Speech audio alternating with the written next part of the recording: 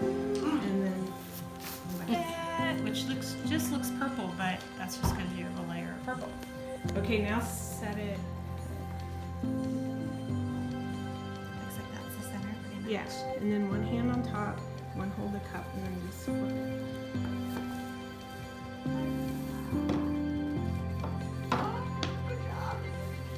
There you go. Let it run for a sec. This fun part's pulling it up, and everybody goes, woo! It's fun to do in a group. Okay, do the wow. Oh my goodness. Oh. That's okay. You're gonna get some really cool cells. I'm like, I can feel the suction on it. Yeah, put it on the side. Yeah, just set it next to you slowly to each edge until before it goes over the side.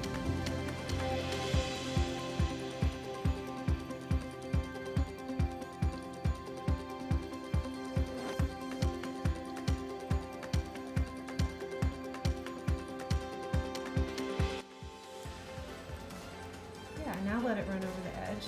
And it's okay for my Not all fingers of it, to be yeah. in it?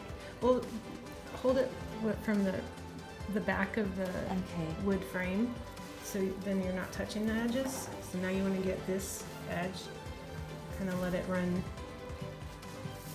till it goes over that edge. You're doing it perfect. Go all the way to the corner, run over the edge. Now let it run over this edge. Just full tilt. See, isn't that cool? And if you were to like wiggle it all over the place, it just mixes too much. Yeah. And don't worry if you have white spots. Get this side before you lose all your paint. And you can set it down and turn it so you can at least see. And see what I'm doing. Yeah. Look at you making a mess. You're a paint virgin. You're no longer a virgin. Look how pretty it is. It's going. It's kind of like oil spill colors. Don't lose that pretty part. Yeah, now you can put it down.